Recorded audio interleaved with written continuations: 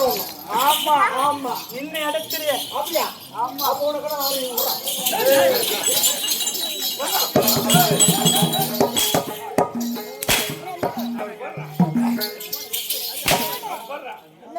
மகாராஜா நெஞ்சு நெஞ்சு கிளம்புறான்.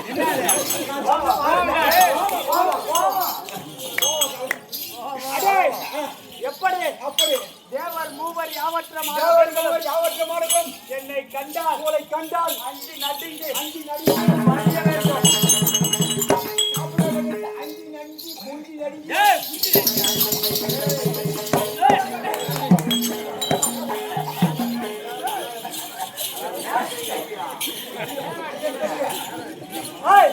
அப்படி இருக்க நான் யாருடைய வரத்தில் பிறந்தவன் தெரியுமா? யாருங்க? பெற்றோரின் தாய் தந்தையாக இருக்கலாம்.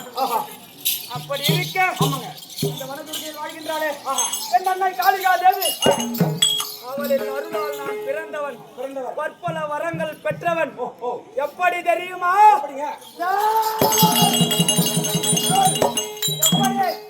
எப்படி எனக்கு இருப்பதோ சாதாரண மனிதனுக்கு எத்தனை தலை இருக்கும்? ஒரு தலை இருக்கும். ஆமா காளி அருளால் எப்படி 100 சிரம் 202 கரம்.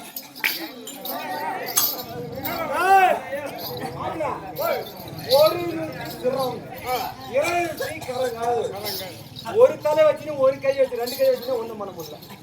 அம்மா வந்து 202 கை வச்சு 101 தலை வச்சு எப்படி சமாளிப்பாங்க?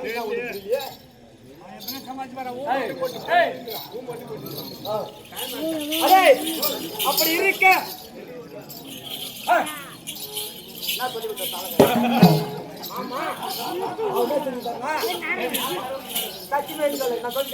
என்ன சொன்னாக்கா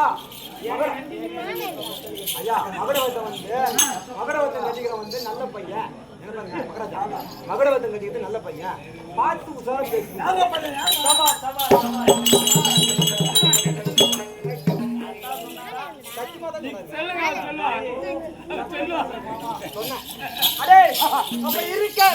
எனக்கு இருப்பதோ 101 சிரம் 202 கரம்.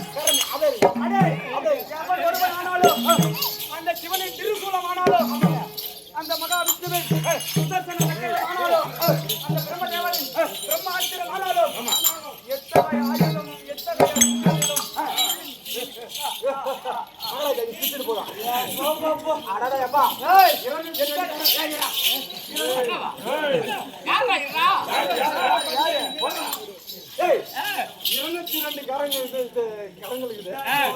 திறங்குது கூட்டாளிக்கு எப்படி மொத்த கொடுக்குறேன்.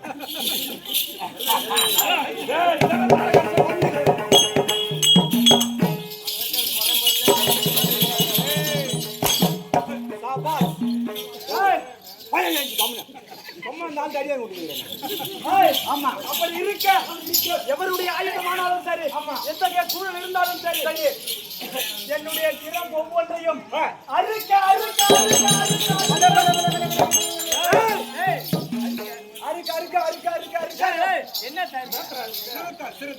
என்னுடைய தலையை எவன் ஒருவனானாலும் ஒவ்வொன்றாக வெட்டி வீசினாலும் கூட ஒரு வாயை கன்று வெட்ட எப்படி துளிர் விடுமோ தன்மை போல் எனது சிரமானது வெட்ட துளிர் கொண்டு இருக்கும். ஆமா அதுவும் தவிர என் உடலில் இருந்து ஒரு துளி ரத்தமானது இந்த பூமியிலே சிந்துமானால் எப்படி ஒரு துளி ரத்தமாகப்பட்டது பூமியிலே சிந்துமானால் அந்த ஒவ்வொரு துளி சொட்டு ரத்தத்திற்கும் ஆயிரக்கணக்கான அத்தகைய வரம் எனக்கு காளி அம்மை அருள் இருக்கின்றார். அப்படி சாதாரணவனா எப்பேற்பட்டவன் இன்றைய தினத்தில் எப்படி ஒரு அசரீரி வாழ்க்கையினை கேட்டு அதை ஐயோ ஆமாங்க நம்ம பொண்டாட்டி ஆகி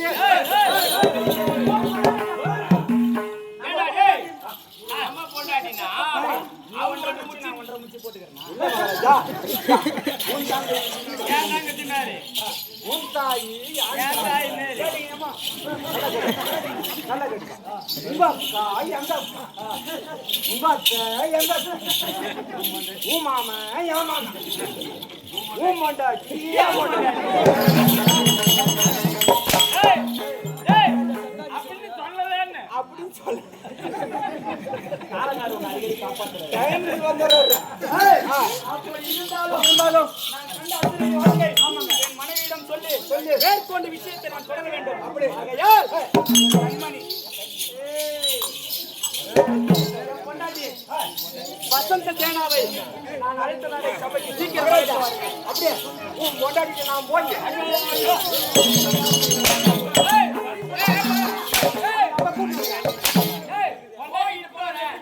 எப்படி அதான் சொன்னா, நான் போய் உன் முன்னாடி போய் டோர்